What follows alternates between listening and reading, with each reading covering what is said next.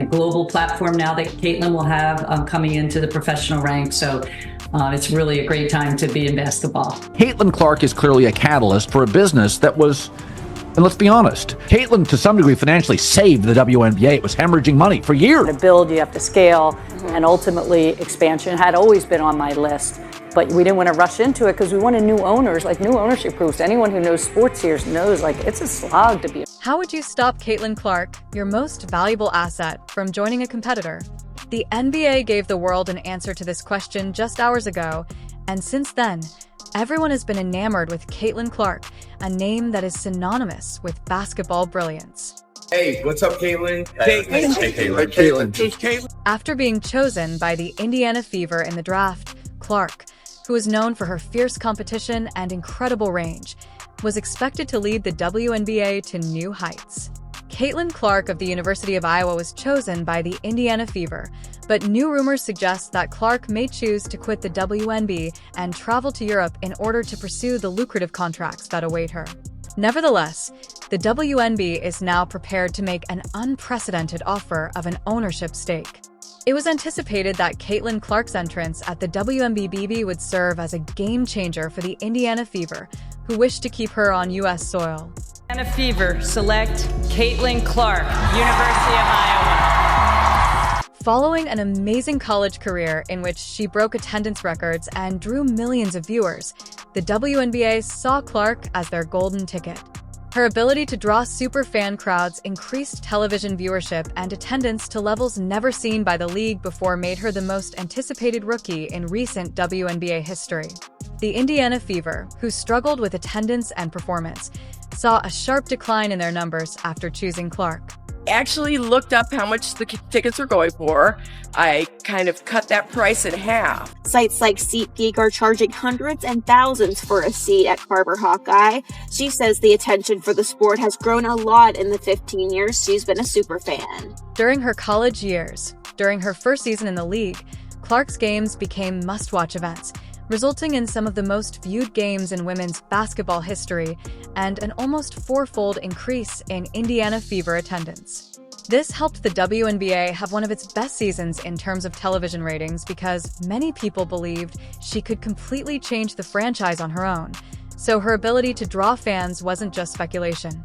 And the Fever are going to be over 200,000 higher than the next highest total attendance in league history. Clarkonomics, my friend! Caitlin Clark was more than just a player. She was a beacon for the future of the WNBA. More people, and it's getting bigger, it's getting louder, and it's a very fun environment to be. However, despite the excitement of her WNBA debut, the records kept rolling in, and European teams were competing for Caitlin Clark's financial security with alluring offers. Europe has a lengthy history of luring top NBA players with higher salaries and fiercer competition, which was a big lure.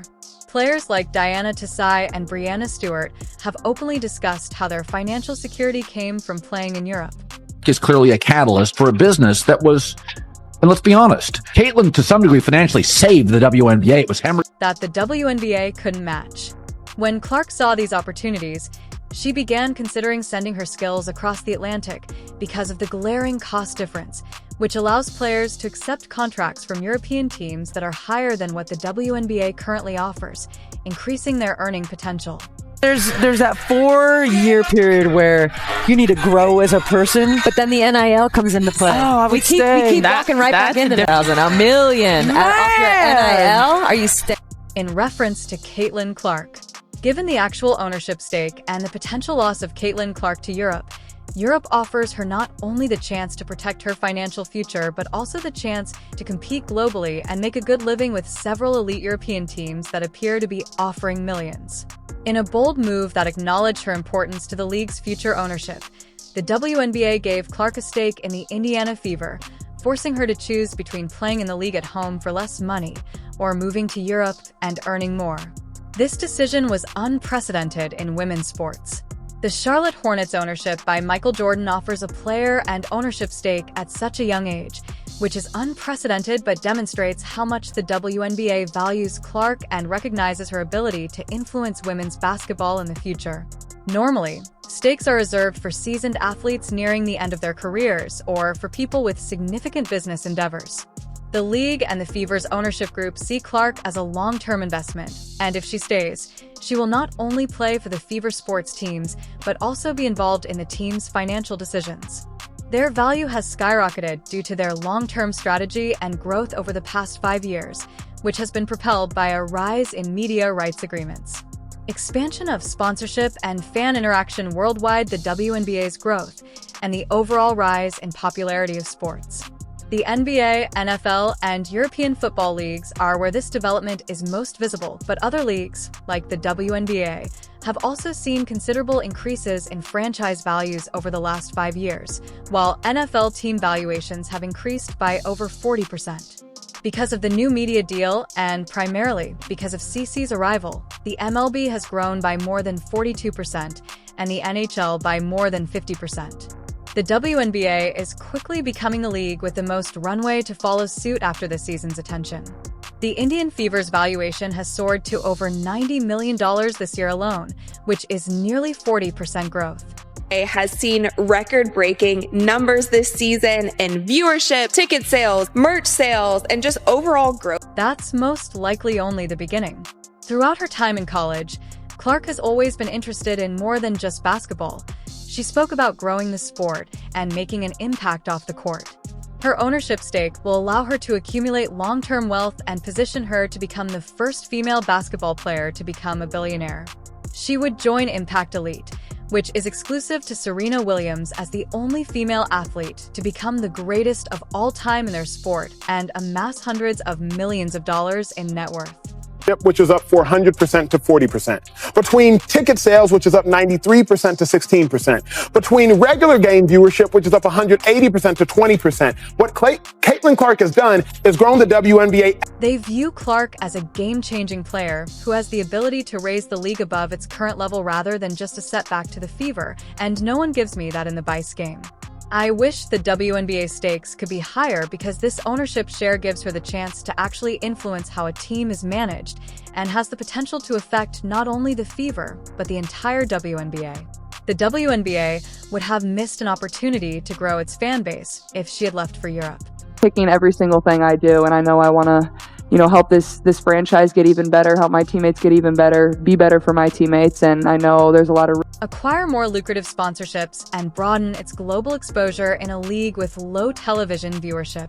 Clark's arrival might boost viewership, which is now rising to levels the WNBA has never seen before thanks to these significant players. Clark's long-term participation would guarantee the league's growth. Giving Caitlin an ownership stake in professional sports is about more than just keeping a talented player in the league. It's about securing the future of the WNBA for Ozza Wilson, who has dedicated her career to building her personal and professional brand within the league.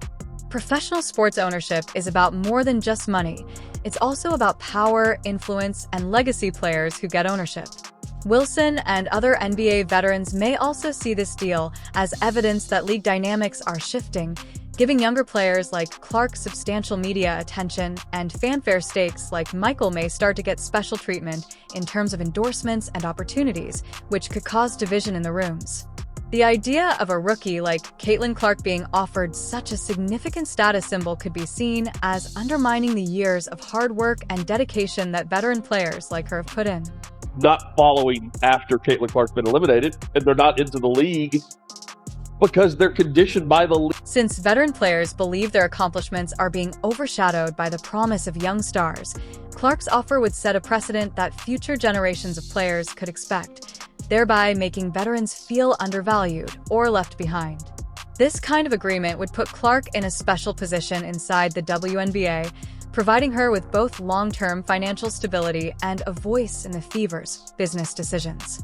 For someone like Wilson, who has gained respect and recognition for years of hard work, seeing a rookie get such opportunities could cause friction.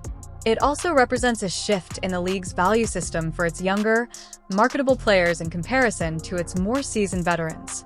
The final WNBA playoff game cost $2.5 million.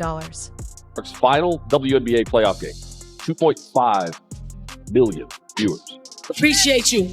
And I think that what she has done for women's basketball especially in this country, has been phenomenal. There is no woman, no matter how great you were as a player, Cheryl's. The offer of an ownership interest ultimately represents the NBA's effort to retain its most marketable talent and Caitlin Clark's growing fame, even though players like A.A. Wilson may feel jealous and irritated by this decision.